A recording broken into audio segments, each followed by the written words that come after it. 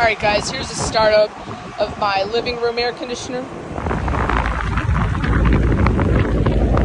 It's got a newer Copeland scroll compressor. It's from 2013, it's a 5-ton. And the suction line is ice cold. Not sweaty, it's dry. The liquid line's pretty warm.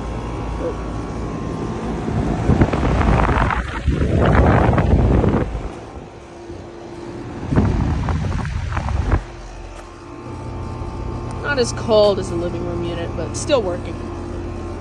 So, yeah. Anyways, thanks for watching. Out.